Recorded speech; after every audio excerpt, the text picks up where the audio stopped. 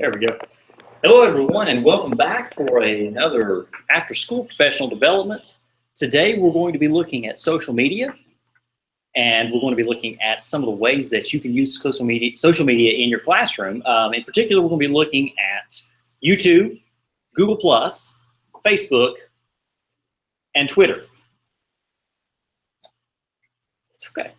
And so I'm going to go ahead and I'm going to kick it over to Jesse Roberts, and he is going to get us started with YouTube and how you can utilize YouTube in your classroom. So I'm going to switch it over to Jesse.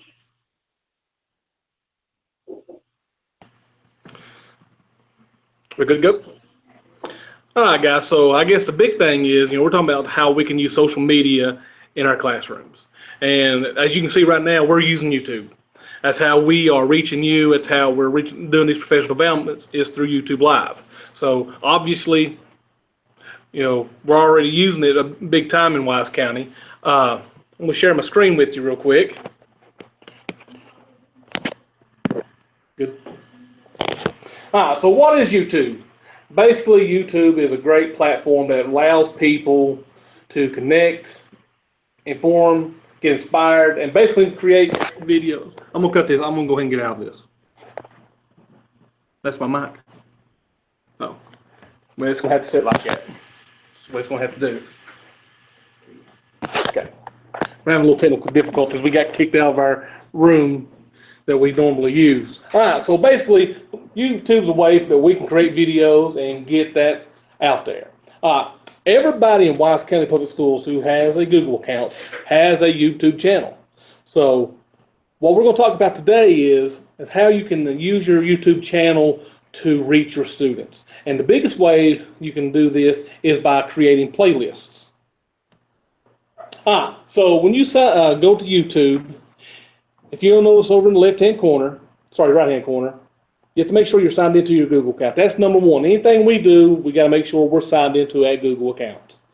So if you're in the right-hand side of your screen, if you're signed in, it have your picture or an avatar, or sometimes it's just your letter of your name. Now, if you look over here to the left-hand side of the page, you'll see your channel. You will have to set up your YouTube channel. A little disclaimer, have your cell phone handy with you, because you want to prove that you're actually who you are and you're not a robot. You're going to be sent a message that has a verification code. So have your cell phone handy or a landline handy so you can do that. So the channel is how we create these playlists. I was the world's worst when I was in the classroom. Especially if you're not streaming, I would find a great video that I was using for a presentation, and next year, school rolls around, I want to use the same video. I didn't download it, and I forgot what search criteria I used to find the video. So now I'm spending hours trying to find this video. YouTube allows us to create playlists where we can store this information. So you're going to have to set up your channel. We have some videos and some presentations that we've created that will walk you through that. If you would like to have that, just email me at the end of this presentation, and I'll be happy to share that with you. So that's your channel tab. That's how we'll actually create these playlists. If you look over here, it says library. Here are some of the playlists that I presently have. They will show up right there. And if you have any videos that you have liked, gave a thumbs up, it also shows those videos right there.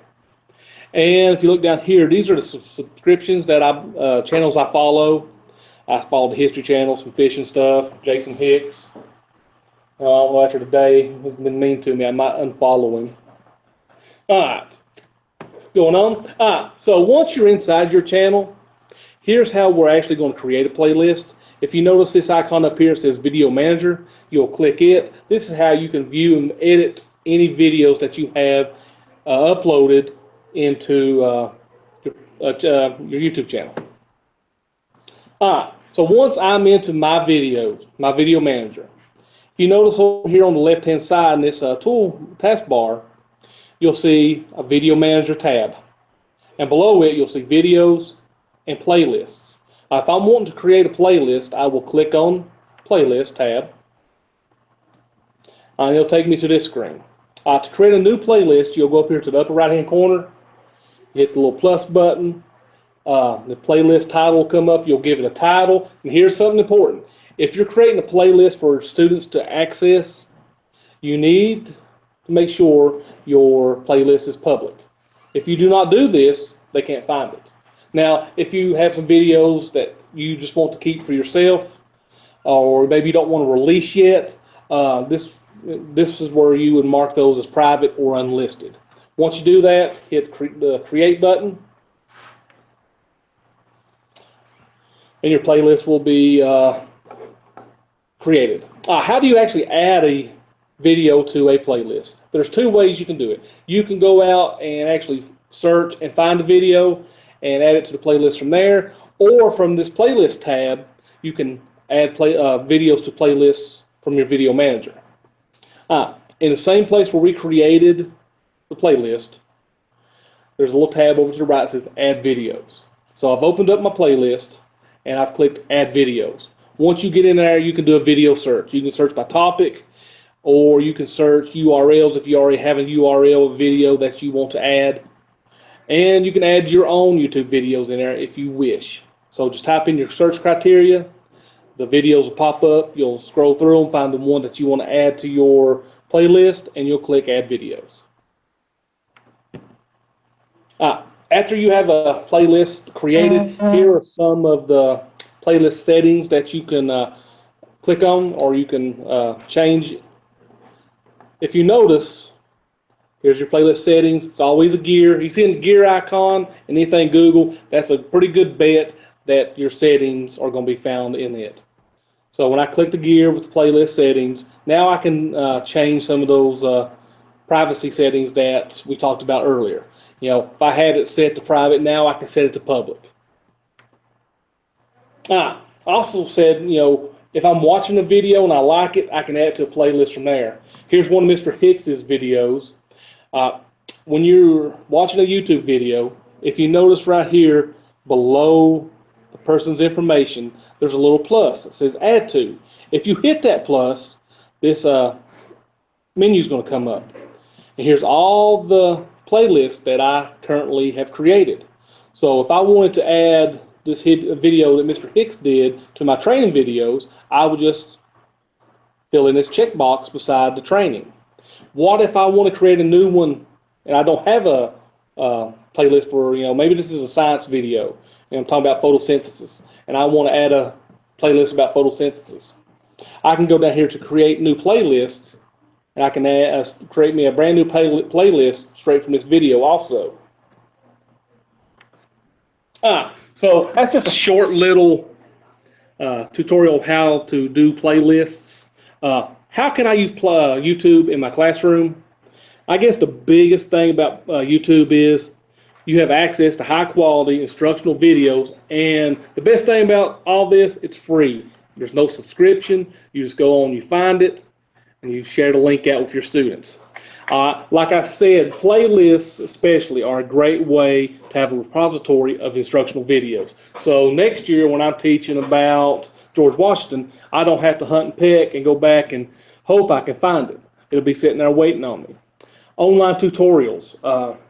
Each of us have a YouTube page where we do tutorials on technology usage. You know, you could have your own YouTube channel and playlist for your subject. I actually was talking to a teacher at Thornton Middle today, and they were putting together, you know, it's getting ready to be SOL time. You know, they have a Google Classroom. He's sharing out a bunch of YouTube videos about usage in grammar and writing. You know, they're getting ready. They just took the writing SOL. They're getting ready for reading SOL, so doing parts of speech and things like that. So he got together a list of YouTube videos and he put it into Google Classroom. Now, you could also do the same thing with a playlist. Have a playlist for just tutorials or, you know, SOL studying. It's also a great way to live stream class and school events. You know, that's what we're doing. We're live streaming right now. We're using YouTube Live to stream these professional developments. If you watch our Talking EdTech videos, that's the way we film them. We, throw it up on YouTube. We use YouTube Live sometimes. This is something that's relatively new in education, is virtual reality. If you've ever seen a Google Cardboard or the Samsung viewers, Nearpod viewers, VR is a vogue thing in technology right now. YouTube 360 is a great way to get virtual reality into your classrooms. Go out just in the search bar, type in YouTube 360, and a bunch of videos come up. Here's some statistics about YouTube. Let me get my cursor back up here. Mr. Vanover did a new teachers training, him and Mr. Marcus, back in the fall. And they were talking about YouTube and social media. He asked a question to the teachers: how many of y'all watch YouTube regularly or daily? None of the adults raised their hand. But in the back of the room, one of the new teacher's son was here. He raised his hand. That was kind of an aha moment. This is what our students are using right now. They are watching YouTube. My 7-year-old and 4-year-old children, they get 30 minutes of iPad time a day, and 30 minutes is usually spent on YouTube. So that's something that our students are using, and YouTube is just a great way to reach them. I'm going to brag on one of Mr. Vanover's teachers, Mr. Brian Renfro, down at Powell Valley Middle. He has a YouTube channel, and he creates tutorial videos for his students.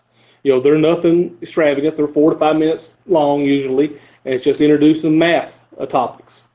So this is a great way to reach students. So here's some of those statistics for you. There's over 1 billion YouTube users. Almost 1/3 of all people on the internet and everyday people watch hundreds of millions of YouTube videos a day. And for people 18 to 34, there's more people in that age group watching YouTube videos than any other cable network.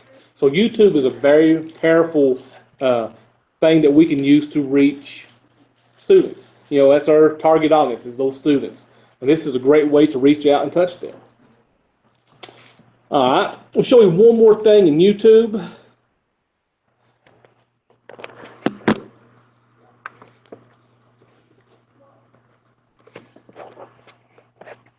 So I've talked to you about creating playlists. Now, say there is somebody out there that you want to follow, and every time they put out a new video, you want to know it. I will use Mr. Hicks again. All right, so say Mr. Hicks is putting out a lot of great videos and is putting out stuff that you want to see when he puts it out. So first thing you need to do is to subscribe to his channel. And if you're putting out stuff for your students and you're wanting them to see material that you're creating or that you are putting up, I would highly encourage you to get them to subscribe to your channel.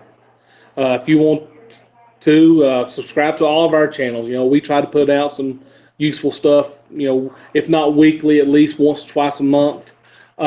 So go ahead, please, by all means, subscribe to our channels. Have students subscribe to yours. So I'm subscribed to Mr. Hicks's YouTube channel.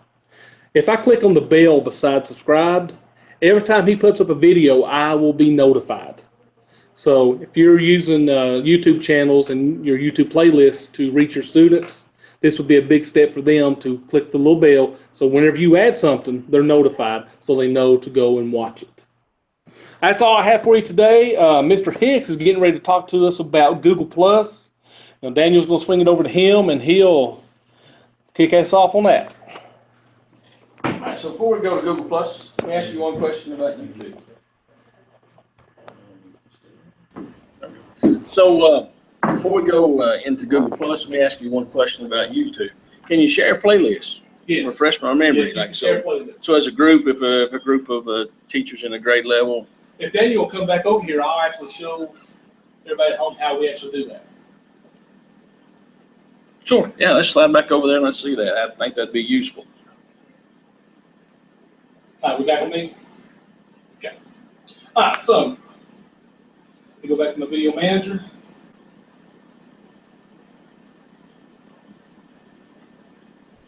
And go to playlists. I'm going to open up one of my playlists. Let's do the Talking Ed Technical. You come up here and you look, here's a share button that you can share. You can also embed this playlist into another website if you chose. Share the same way we kind of share documents out of Google Drive and stuff like that. Yeah, good deal. Now, the big thing here is going to share it to other social media platforms, Facebook, Twitter, Google+, Blogger, so on and so forth. Now, if you're going to put it into Google Classroom or something like that, it'd be best to actually share the link. Yeah. All right, very good. I'm going to go ahead and I'm going to exit out this so we don't have any playback. All right, so thanks, Mr. Roberts. I'm going to talk about Google+, and Google+ has probably not been on our radar here in Wise County since we first put our Google accounts together. If you remember when we first set up Gmail and all those things, people were all the time, you've just been added to this circle and you've been added to this circle. I don't know how many folks asked me at that time, what's all this circle deal? But that is Google+, and that is Google's on their very own social media platform that they have. And if I'll share my screen here with you. There we go. So now we're up here, and so this is an older version of Google+, at least this picture is. However, it looked better than most of the others. But we'll get here to Google+ and look at the thing. So here's my Google+ that I'm on. As you can see, I'm getting kind of those news feeds of things that I have shown interest in on Google+, much like you would on Facebook or other things like that. So, you can see, I don't know that, in my opinion, and this is just my opinion only, social media now with your students, there's so many folks who have already adopted a social media plan. Google+ is not necessarily the platform that a lot of kids use and those kind of things. And when I first mentioned Google+ to teachers, my recommendation there was, hey, take Google+ and leave it as your, kind of your professional development host there. Let that be your thing where you do that, and share your cornbread recipe on Facebook. I had some teachers say, well, heck, I have a very good cornbread recipe. I would like to share it on Google+, which by all means, that's fine as well. But if you do keep it, and you just use your Google+ as kind of things to find resources and news and those kind of things that pertain to your subject matter and your teaching area, that would help. All of us, if we have social media things and we have so many buried interests, it almost gets overwhelming sometimes. So if we keep one of them as our professional platform, and that's what I've done with Google+. So as you hear, you can just kind of see the news streams that come in from different things. If you really want shopping, I still get things here, as you see the Buy Google Home here. But Classcraft, PBS, things like that we share out, and even things such as our professional development. You can see that that's there. So if any of you follow any of us on Google+, you probably get those notifications as well. So looking over at the screen, just kind of the different parts of Google+ to kind of go through. Here's collections, and here's all kinds of different things that they kind of, these are featured here from Google that they kind of feel you might be interested in.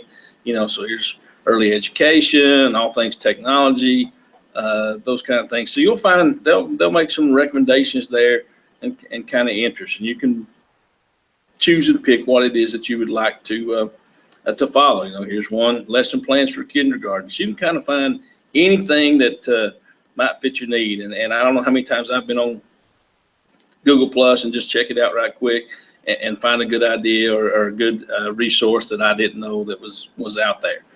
Of course, here you can see things that you're following, certain collections, or if you have any collections yourself, those will show there. Communities. Now, these are communities that you can join out there, and this is the main page where you can kind of search and look. So here's Google Apps and Educators, which would be one I would suggest, Google Docs and Drive. So a lot of times you get these things where as new things happen, or even just as people have questions, they'll post things up there.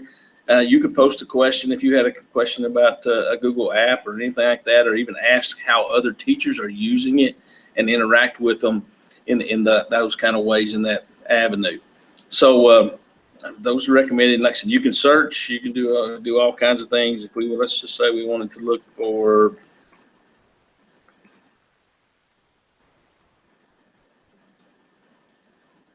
if I could spell, and your teachers, something will probably pop up. Yeah, so here's one. Here's a group of Virginia teachers, so I could join a group like that. Maybe if I could look by content area and maybe find something here. Here's math groups, mathematics group here. We can kind of look and see. You can kind of look and see on the page, see if there's anything that may interest you, and then you decide to follow it if you want. I will. Yeah, it's kind of a mesh in between Facebook and Pinterest. Really, it is. So the platform's easy to get used to because most of you are kind of familiar with it. I will show you this. This is a community that we have, and we're kind of proud of this. This is called the GEG Southwest Virginia, and this is the Google Educator Group for Southwest Virginia. Just to kind of give you some backstory on that, we kind of got the ball rolling on this and got it started, and Google contacted us and actually wanted us to join the GEG for the entire state of Virginia. And not that we were opposed to folks in other parts of Virginia, but we're like, you know what, anytime we do anything, we've got to pack up and we've got to drive eight hours or 6 hours to go get there. We would really like to keep ours. So this is our Google Educator Group. We are all members of it. As you can see, we're 432 members strong, and if you're not a member of that, we would love to have you join that. And like I said, this is where I've seen a lot where people will ask questions on there. One of us or someone else who's a member of our GEG many times will answer those questions that folks had. The rest of it's just your profile, and you guys probably don't need any help with profile. People, here's where you can find people. These are the people that follow you, as you can see, and here's where those kind of circles come in. So if someone sends you an invite or anything like that, and if I just kind of click on one here on Miss Adams, you can see here's the different.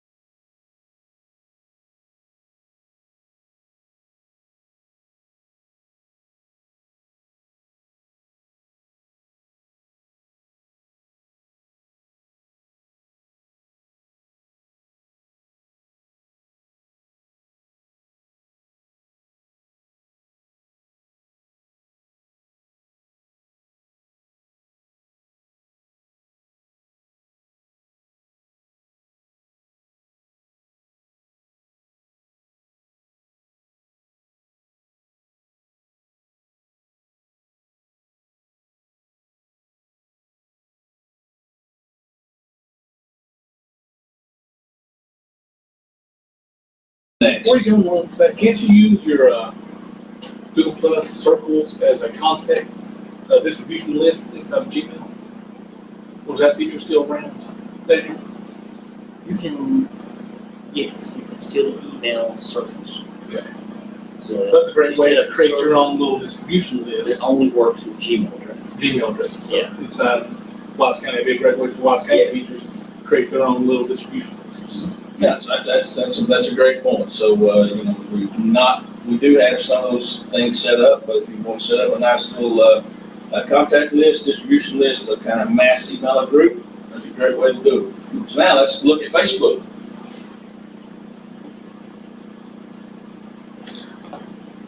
Okay, so what we'll do is we'll take a look at Facebook. I'm pretty sure everybody's really familiar with that. So let's just go ahead and hop over and look at some stuff.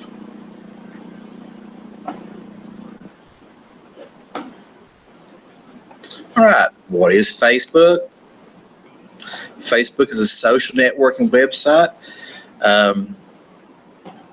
where users can post comments, share photos, links, news, interesting content, web, play games, chat, live talk, stream live video. But can we use it in education? Well, heck yeah. Why not?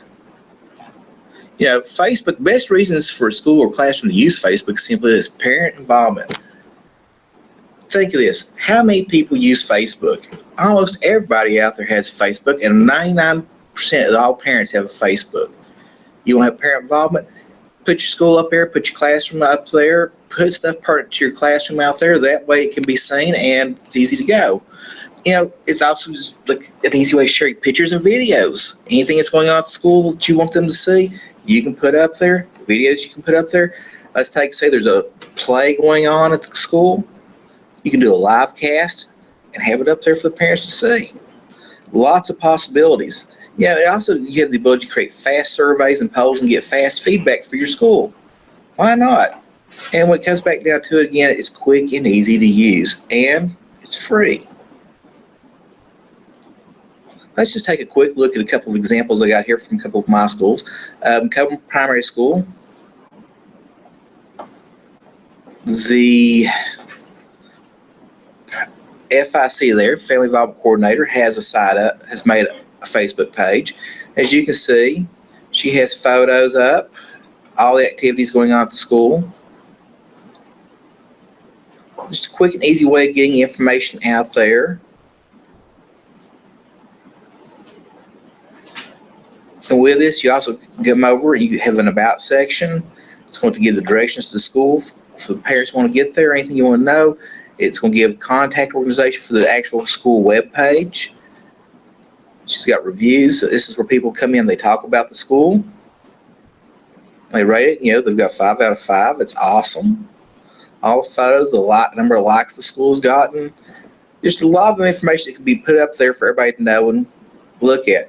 Yeah, and one of the nice things is with this feature right here, following, if you are a parent that's out there, student, you can follow this and you're going to get notifications every time something new is put out there. You know, another thing, the way this is being used by some of our schools, out in the high schools, the guidance counselors in particular are using this to get information out there about grants and everything. Why not? You know, in the classroom, you can do the same thing just as quick and just as easily. But there's one thing I will come back and say about all this. When you're working in any type of social media, there are important things to remember. Think of anything you post as being out in the middle of town and talking to someone. Always remember that the world is going to see this. You also remember adjusting your privacy settings and review them often. One of the things that's really important with Facebook is how you set any of your settings on there for how you want people to see it. You can only set it for invite only. It all depends on how you do it. Always monitor any activity you have out there on this type of medium.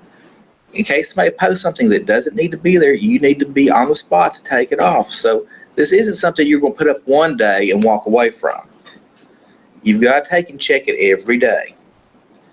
And also, anything that comes up on your Facebook page that does look suspicious, you're going to want to report that back to Facebook itself. They like to take and monitor everything and keep it up. Now, with all that being said, like I said, this was just a quick and easy look at everything to let you know what you can do and look at it. I want to hand off to Daniel Vanover, and Daniel's going to talk to you about Twitter. Very cool. All right. So our last social media that we're going to be looking at today is Twitter. And Twitter is probably one of my favorite social medias that's out there because of all of the stuff that you can get and all of the ways that you can utilize Twitter. So I'm going to switch over to my screen real quick, and we're going to look at a few things about Twitter. First of all, what is Twitter? Wikipedia defines Twitter as an online news and social networking service where users can post, interact with messages or tweets that are restricted to 140 characters. So it's a lot like the old style of text messaging. I think the old text messaging was limited down to maybe like 140 characters. So it's how many, like the 140 characters is like letters and numbers, and spaces even. And you're just really limited down to that number of characters to post out some kind of thought or tweet or statement. So before we really get into Twitter, we need to know a little bit of Twitternology. So some of the terminology that goes with Twitter, first of all, a handle. The handle of the Twitter user is that person's username. So for instance, on Twitter, my Twitter handle is nerdydad84. That's my username, and that's how folks will actually find me and tag me in a post or mention me in a post and be able to follow me as well.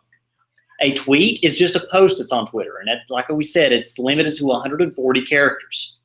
A retweet is when you repost something that someone else has posted, and we'll look at that, actually retweeting some stuff. A hashtag, you've probably heard some folks talk about hashtag, and it's the pound sign. So if you're familiar with the pound sign, that's what Twitter uses as calls the hashtag. And Instagram uses hashtags. Facebook has started using hashtags. Google Plus uses hashtags. And YouTube uses hashtags. And so that's kind of the tying element to all of these social medias is the hashtag. And it is a pound symbol in front of some word or phrase that has no spaces that allows you to group related tweets across Twitter under one topic. So for instance, if you were to search for the hashtag EdTech, it would find all tweets that someone has tagged their tweet as related to EdTech by putting hashtag EdTech into their tweet.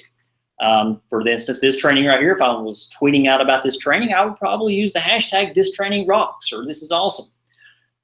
Trending topics are just popular topics that you will find on Twitter. So if you ever heard anyone say this is trending or that's trending, that's literally what they mean. It's trending. It's something that is popular right now on Twitter. A mention is tagging someone in your tweet. You use the @ symbol, like in an email address, followed by that person's Twitter handle. So if you wanted to mention me in a tweet, you would use @nerdydad84, and it would mention me, and it would notify me that I was mentioned in someone's tweet.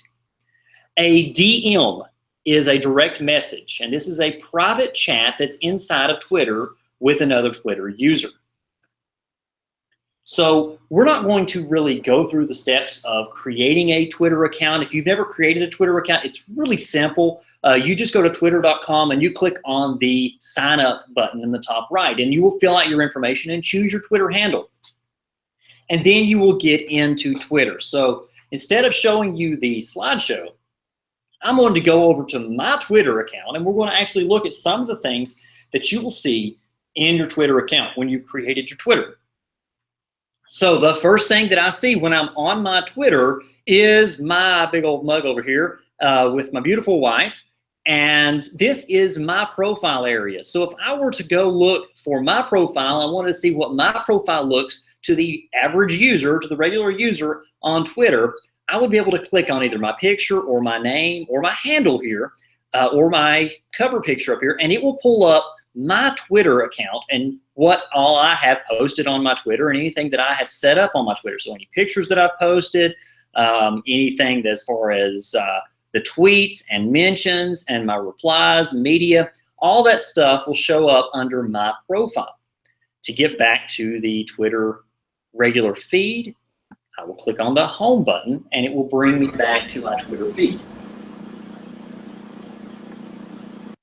All right, so back into the news feed here, on the right, I have a listing of all the feed of Twitter. And so Twitter actually refers to this as your timeline. These are the tweets from people that you are following on Twitter.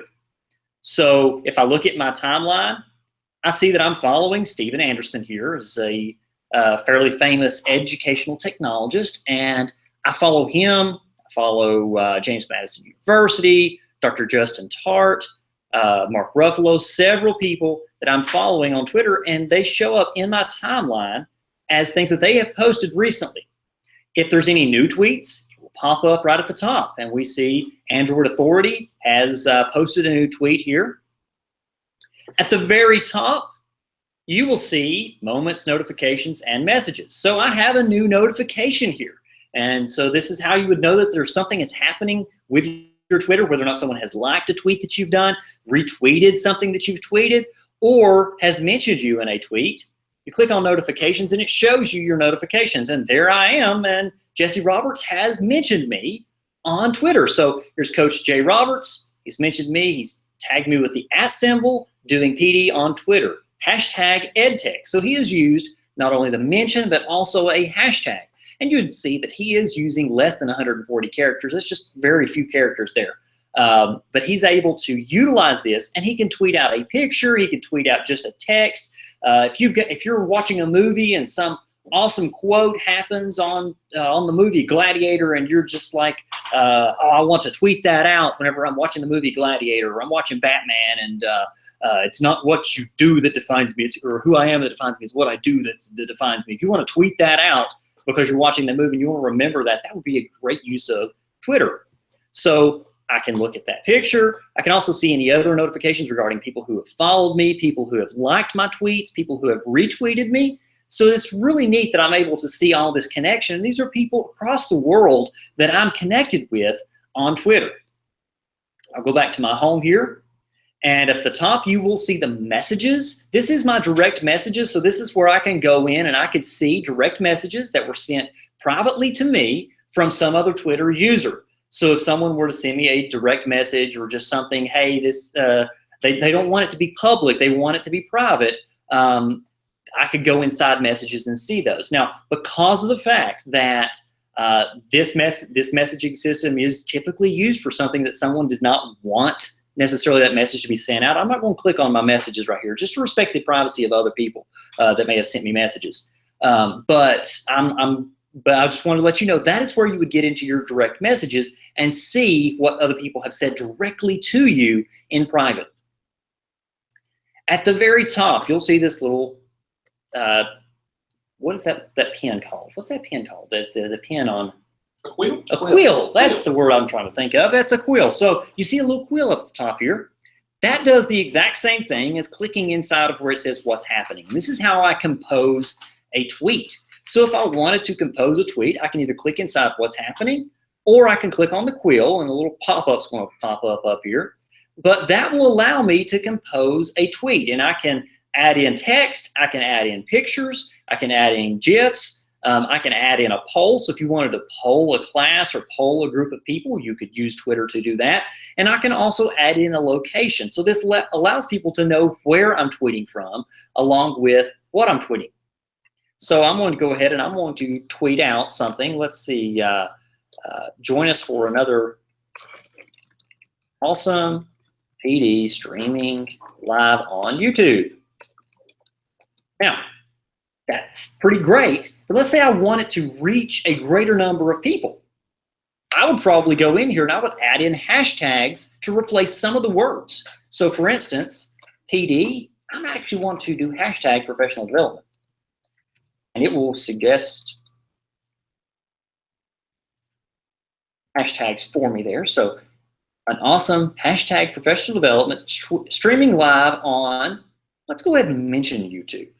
Since YouTube has a Twitter account, I'm going to mention YouTube. And you can mention companies. If you want to tweet directly to a company, I will tell you that actually works from experience. I tweeted to Best Buy once because of an order that I had placed. And they got back to me faster than their chat or their phone service could have gotten back to me, or ever have gotten back to me. They got back to me on Twitter instantaneously and had my order corrected just because of the fact that I was tweeting to them on Twitter. So we'll hashtag EdTech. And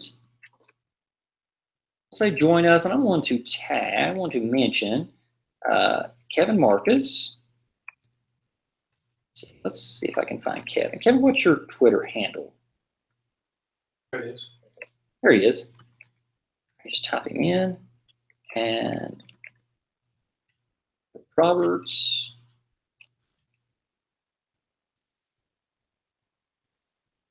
And Jason Hicks. While you're doing that, I noticed on the actual, the phone app that you don't have it. What's happening? You have to find that quill symbol. Yeah, on the phone, like on your app, on your mobile device, you will just have to use a quill. There's a little tweet quill there that you'll have to use. There's no what's happening. So if you're using a mobile device, you won't see the little what's happening statement. So I've tweeted here. I've got join us for another awesome professional development streaming live on YouTube.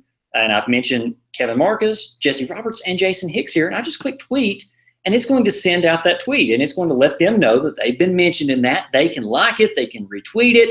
I can see how the Twitter activity is going, so how many people have interacted with that tweet. So it's really neat, some of the things that I can use Twitter for just to get messages sent out and to communicate with a person. To search for someone on Twitter or to follow someone on Twitter, I will use the search up the top. So I actually unfollowed Jesse Roberts, sorry Jesse, just to show.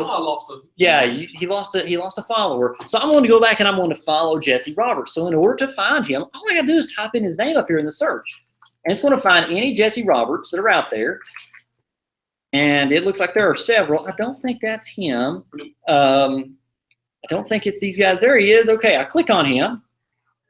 And I will click on just the follow button right there. And by clicking on the follow button, it's going to turn blue. It's going to say I'm following him. He gets notified that he got a new follower back.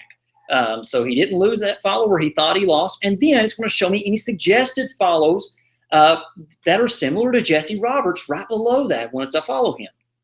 Neat. From Jesse's page, I'm actually able to tweet directly to him, and I can also directly message him. So if I wanted to use the DM or if I wanted to use tweets, I can send a message to Jesse and get in touch with him. So it's really neat, some of the things that you're able to do on the actual Twitter page. I can also search for hashtags. So if I wanted to search for EdTech and see what people are saying about EdTech, this is a great way to see what people are saying about EdTech, and I'm given top and latest options along with people, photos, videos, news, and Periscopes. And we'll talk about Periscope in a little bit. But some of the latest tweets about EdTech can be found here. That's really neat stuff. All right, so how do we integrate Twitter into our classroom? What are some of the ways that we can use Twitter in our classroom? First of all, you could use Twitter to tweet about upcoming due dates or assignments. Have your students follow you on Twitter, and then use Twitter to send out reminders and messages, kind of like a text message, about upcoming due dates and assignments. A lot of our students are on Twitter. A lot of people are utilizing Twitter. I mean, you notice how many tweets that I was getting there, and every time, like every few seconds, I get a view new live tweet showing up on my Twitter. So folks are utilizing Twitter, parents are utilizing Twitter, students are utilizing Twitter. If we use Twitter for announcements of due dates, assignments, upcoming events, and whatnot, it will allow for us to have that greater level of communication, which leads down to another one, that is the parent engagement and connection. So we would be able to use Twitter to communicate with our parents and let them know what's going on in our classrooms. Another great way to use Twitter, and I'm going back and forth between these, is to connect with industry professionals. So if I wanted to get in touch with someone like Steven Anderson, who I follow on Twitter and who is a huge role model for me, I could just tweet to Steven Anderson. It's that simple. If I want to say, hey, Steven Anderson, or if I want to mention him in a tweet, I simply tag him in a tweet and say something, and he gets notified directly. So if you have an industry professional, someone who is, like, let's say you're working in math and you want to get a hold of some engineer that's on Twitter or some professor at Virginia Tech who's on Twitter, you can tweet directly to them and have a conversation with them, and have your students actually have a conversation with those industry professionals online. Another great way to use Twitter is to post sample questions for upcoming tests. Like I said, you can post a picture in Twitter. You can also post just regular statements or a poll. You can post a link to a Google document or a Google slide or a Google form. So it really becomes a great way to just organize those ideas and those documents and those things that you would normally just send out through text message, email, or even Google Classroom. It can be a way that you can get the information out further or get the information out in a new way or in a different way. There are ways of tying your Facebook profile to your Twitter so that everything that you post on Facebook also goes to Twitter, and everything that you post on Twitter also goes to Facebook. So you're able to tie those two together and allow for both of those to work synchronously. You can have discussions with other teachers. So Just like we talked about that we have that EdTech hashtag that we were looking at. There are other hashtags that represent conversations that are going on at specific times. And I'll show you a way that you'll be able to find a lot of those new and exciting conversations on Twitter here in a second. But you're able to actually communicate with one another and communicate with other teachers in other parts of the world that you probably never would have texted or Facebook messaged or called or been in any kind of conversation with before. You're able to do that through Twitter.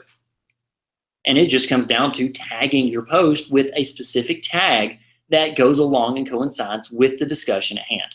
Another way you could do that is to follow a news topic that you could use for classroom discussion. So if you had the election 2016 that you wanted to follow, you follow hashtag elections 2016, your students follow that as well, and you come in and you discuss that with your class.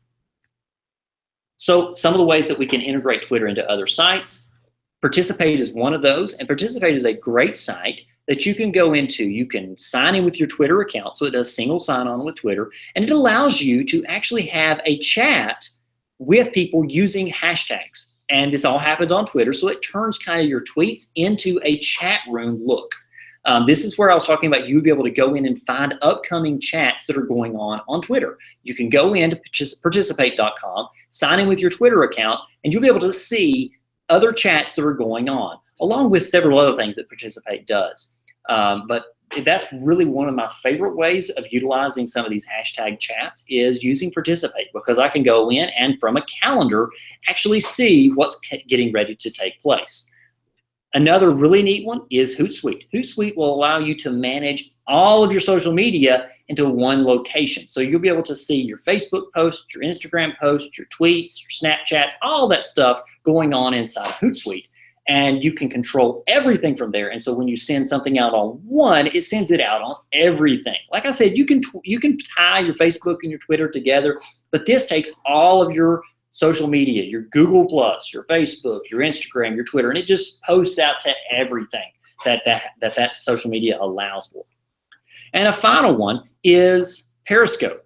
Periscope is, like what we've been talking about before, some of the things we've been saying has been live video and getting those live video broadcasts out. Periscope is Twitter's way of getting live video out. So it allows you to do a live video broadcast from anywhere, and you can also tune in and chat with other people who are doing their live Periscope videos. Another great example of being able to chat with people and be able to communicate with people, I actually got to talk to Al Roker on Periscope one day. And it was just a brief little statement of, I say talk to him, he actually just recognized that I was in the chat. And that was just kind of cool to me because Al Roker likes to do Periscope, so he's on Periscope, and I was watching him and I said, hey, from Wise County, Virginia. And his comment was, hey, Wise County, Virginia, are you all wise down there? And that was it. And it was just kind of neat because I was able to say, yes, Al Roker, he acknowledged me being there watching his Periscope. And that was just kind of cool to me. I know it's nothing big. I know that's just like I'm probably just like making a big deal out of just nothing because, I mean, he didn't really even say, hey, Daniel. He just said, hey, Wise County. So it was really cool, though, to be able to have that direct communication with someone and actually be able to see them live streaming. If you're a teacher and you go up on some vacation to Italy and you want to live stream from Italy, from I don't know, from the Eiffel Tower in Paris or from the Leaning Tower of Pisa or wherever you are, and you want to have that live stream for your kids to be able to communicate with you and you tell them about stuff and they can ask you questions, that would be a great way to do that. So Periscope is that live streaming for Twitter. And that is pretty much Twitter in a nutshell. I hope that you were able to get a lot of information from these social medias that we've been able to present to you. We also hope that you've enjoyed these after-school professional developments.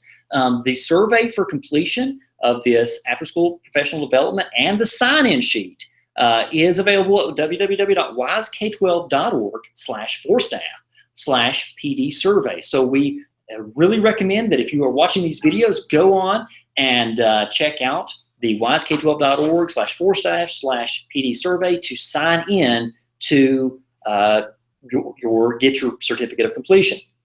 If you are doing the Google Classroom module for this session, these are your assignments. And this is actually something that if you are not doing the Google Classroom module, we still would love for you to do this because of the fact that this is very simple. It's very easy for you to do, and it's something that you will be able to get a lot more interaction with us after these trainings are over. So the first thing we ask you to do is go onto Twitter and create yourself a Twitter handle and follow your school's ITR team. Feel free to follow all of us, but we just ask that you would follow your school's ITR team. We also ask that you follow all of us on YouTube. Subscribe to all of our YouTube channels and turn on that notification so that you get notified each time we post a new video. We are very proud of the things that we do on YouTube and the content that we put up on YouTube.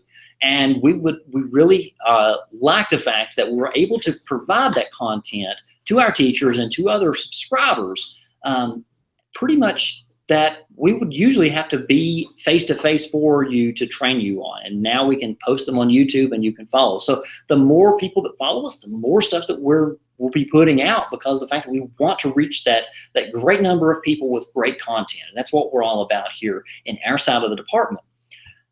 The third thing that we want you to do is to go to GEG SWVA in Google Plus, in the communities in Google Plus, and to join our Google Educator group and post one educational resource inside there. So we would ask that you just go in there and post some educational resource. Now, if you're not doing this for Google Classroom module and you just want to go in there and join GEG SWVA and you want to post things, we would love for you to do that. This is not something that's limited to the Google Classroom module, but this is the assignment for our Google Classroom module. Once you've done that, we want you to go into the assignment portal and mark it as complete.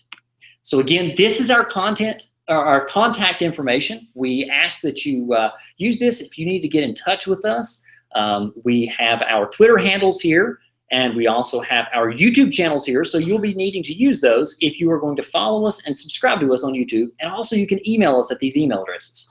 I've had some people ask about the YouTube there. Would that be youtube.com/Daniel Vanover WCPS? Yes. Okay. To type out www.youtube.com/Daniel Vanover WCPS or Kevin Marcus ITRT would have taken up so much space that we would have had to make it so small text on there for anybody to be able to read. So that's the reason I've got the little symbol YouTube/Daniel Vanover WCPS. So it's youtube.com/Daniel Vanover WCPS, youtube.com/Jason Hicks ITRT, and so on.